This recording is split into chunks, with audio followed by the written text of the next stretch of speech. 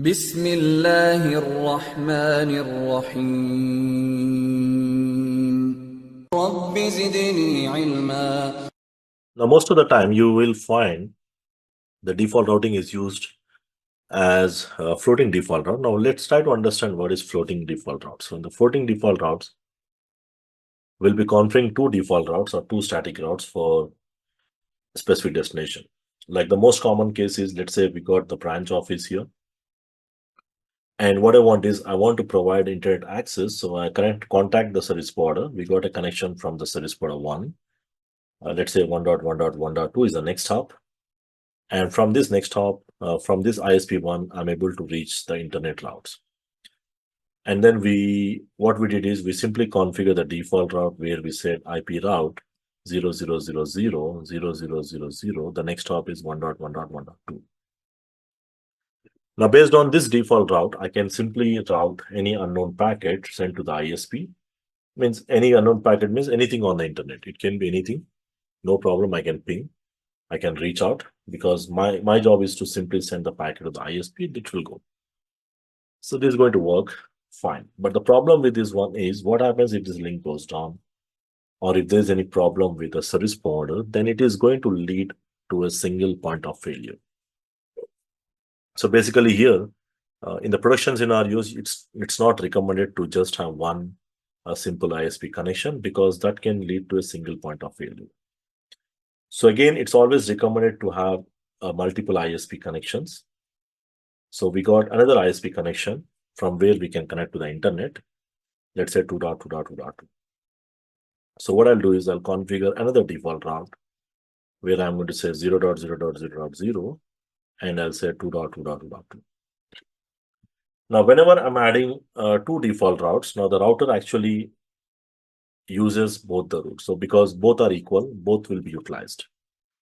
But most of the time, you will not send the packet from both the paths, right? Because let's say if I'm sending a packet for yahoo.com, the packet reaches the ISP, my gateway, and my router will not send half of the packet from the ISP1, half of some packet from ISP2. That's not going to work. Because technically your packets are cannot be load balanced between multiple ISPs. Service provider will not allow this kind of thing, and even these types of traffics may not reach the destinations. So you may want anyone to be the primary and the other one to be the backup. Like let's say I'm using this 150 Mbps link, this one from the ISP1, and the second link which I'm connecting is 50 Mbps. So obviously you want to make sure that your 150 Mbps link to be the primary link and your 50 Mbps link to be the secondary link.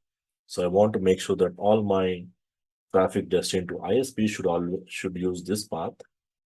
And if this fails, then only the second will be utilized. So manually removing is not possible. So what I'll do is I'll simply configure IP route. For the second route, I'm going to change the administrative distance. Now, there is something called administrative distance, AD value. For all the static routes, the default AD value is 1, which means if I don't give anything, the default AD value for the static route will be 1, the default. And for the second one, I'll just give something higher, like 2, 3, 4, 5, any number. So now what is the administrative distance? Administrative distance will decide which route administrative distance will decide which is going to be the preferred route over the other. So whichever is having the lower AD value will be always preferable than the higher AD value. Like let's say if you are running OSPF protocol, like there is something called OSPF protocol, later on you'll see they have the AD value of 110 and EHRP 90 like that. So lesser value is more preferable. So in my case also, whenever you configure two or more different routings, like in this case, the router is configured to go via 1.1.1.2, and also it is configured to go via 2.2.2.2, but the router cannot say I'll listen to both and I'll use both. So unless you just give the same AD value, it will do load balancing, which is not recommended. So I want to decide this as a primary link. So I'm going to give the AD value of 1 and I'm going to give the AD value of 2 here. So this will ensure that This will ensure that this is a primary route will be utilized. And due to some reason, if this primary route fails, it will automatically use the secondary route. So we call this as a floating static route. So floating static routes will ensure that if any route fails, the floating static route means floating means changing. So whenever a router receives a packet, it will use any one route as a primary, and it will always forward the traffic based on the primary route as long as it is working.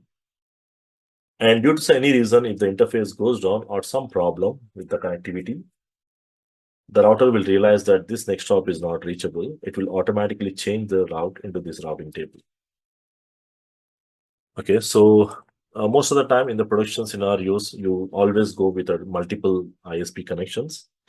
And multiple ISP connections, we also use a floating default routes to route automatically. To verify, you can just configure a simple example to verify this.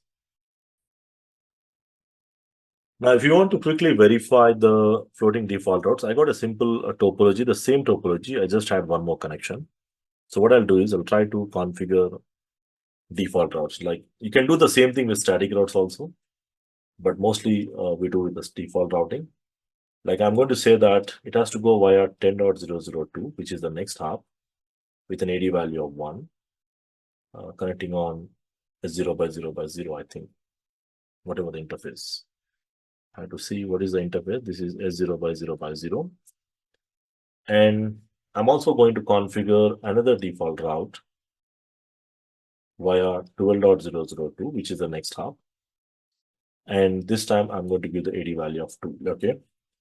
So what I'll do is I'll go to this router and I'll configure two default routes for the sake of verification. Okay. So I'll use this topology here.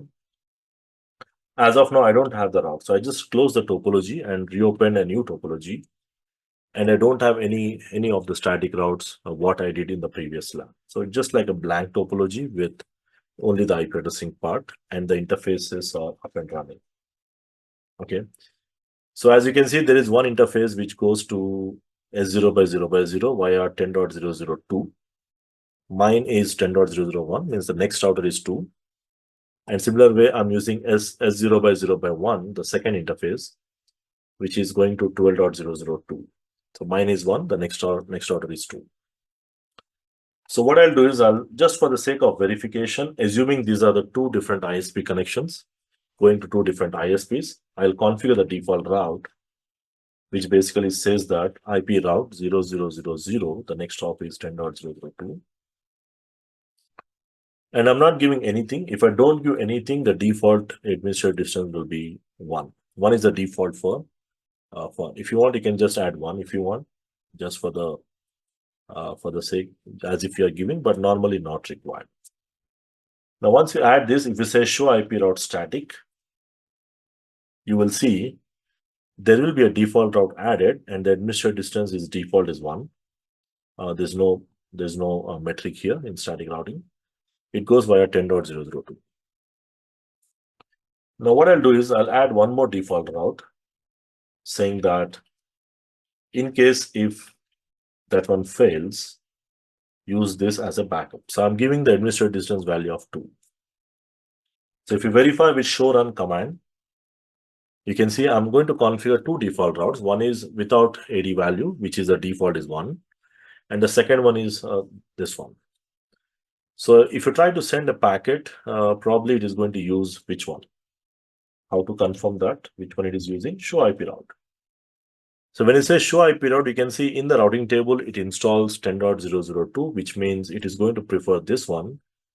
Why? Because that is having the lesser AD value. And what I'll do is we discuss that if the interface goes down. So what I'll do, I'll shut down this interface S0 by 0 by 0, assuming that interface goes down. S0 by 0 by 0, let's say shut down this interface. And if you verify again in the routing table, you can see you still have the default route. So the default route which was added with the administrative distance value of 2, the second one which I have configured via 12.002. So this is what deep floating routes. And whenever the interface comes back, which means now if any unknown packet comes, it will use the ISP2 because the ISP1 is down. And let's say the ISP1 is back again. Let's say the interface connecting is up and running. Now what you should see is you should see the route will be replaced. So it will just take some time. And now the interface is up. Now once the interface is up, once the next hop is reachable, immediately it will replace with the primary one, the ISP1, which is an high-speed link. This is what floating default routes, because it is automatically changing the default route depending upon the availability of the next hop or the interface. So most of the time you will be using two ISP connections, and also you will be using the default routes to ensure that your traffic will be forwarded through the ISP1, which will be acting as a primary link with an AD value of 1. And in case due to some reason, if that fails, then automatically it will switch back to the second one. Okay, so again, you don't need to really implement the complete lab, but if for the sake of verification, you can just do two connections and check the routing table. That will be sufficient, because you don't want to do end-to-end routing. That's really not required. Okay, so this example give a good idea on understanding the floating default routes, where it is exactly used, how to configure, and how to verify.